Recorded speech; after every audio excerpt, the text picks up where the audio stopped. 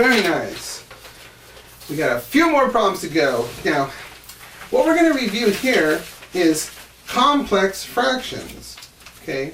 This was something covered in pre-algebra. Then again, if you have to review some of this material, go back to the pre-algebra supplemental instructions webpage and view some of the videos there. And you can also download some of the notes and just fill in the notes as you go, and that might help to refresh your memory for that course. Some of you might have skipped over pre-algebra and thought you were ready for this course, but you need to go back and review if you're not ready. So anyway, so here we go. Here's our first problem. 1/2 minus 3/5 over 2/5 plus 7/10. Okay. Now what we're going to do here, okay, is find the lowest common denominator. Remember from pre-algebra, in order to kung fu or clear the fractions, we have to find the lowest common denominator of all of our fractions. Okay. So notice here our denominators are 2, a 5, a 5, and a 10. What is the smallest number, Charlie, that all those numbers divide evenly into? 10. It is a 10. So that will be our lowest common denominator. And here we'll multiply top and the bottom by 10. Okay, we're clearing fractions. Okay, this is all we review. Now don't forget that 10 must be distributed to each term in the parentheses. So here we go. Show the next step. Okay, there it is. 10 times 1/2 minus 10 times 3/5 all over 10 times 2/5 plus 10 times 7/10. Okay. Now I'm going to walk you through this, Charlie, so pay attention. I'm going to go ahead and do the Kung Fu fraction technique. Let me go ahead and list the answer up there so you can see. It's 5 subtract 6 over 4 plus 7. Now let me explain how we got that. Well, with a 10 times 1/2 here, we go 2 goes into 10 5 times. 5 times 1 is 5. Okay. Now 10 times 3/5. 5 goes into 10 2 times. 2 times 3 is 6. Now we go to the bottom here. 10 times 2/5. 5 goes into 10 2 times. 2 times 2 is that 4. And finally, plus, we go to the next one, 10 times 7/10. 10 goes into 10 1 times. 1 times 7 is 7.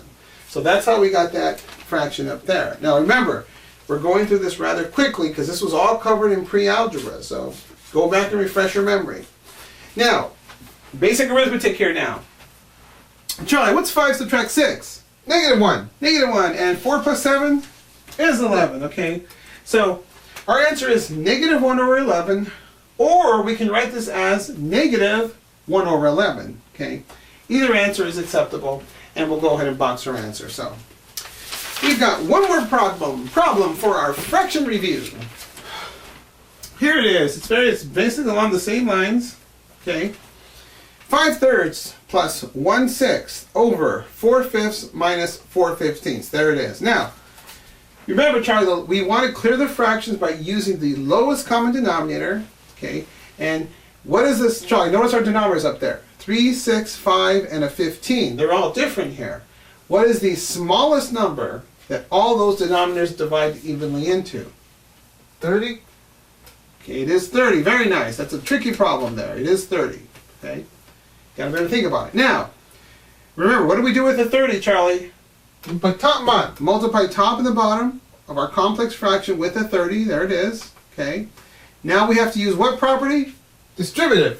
The distributive property, because we're going to distribute to each term in the parentheses. Okay? And now we'll do our Kung Fu math move. Okay? Charlie, go ahead and do this one for us. Now let me list the answer up there. There it is, 50 plus 5 over 24 minus 8. Now Charlie, go through the procedure. Don't go through your Kung Fu math clearing fractions procedure. Go ahead. Do 30 times 5/3.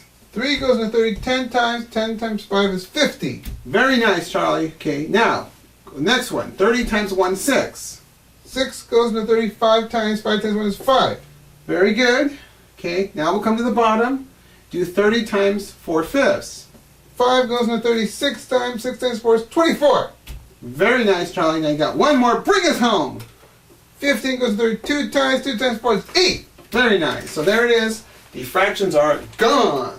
Okay, so all we have to do now is do our basic arithmetic. Charlie, what's 50 plus 5? 55. 55, very good. And 24 subtract 8? 16. 16. Don't forget to circle your answer. So, and with that said, that completes your fraction review for beginning algebra.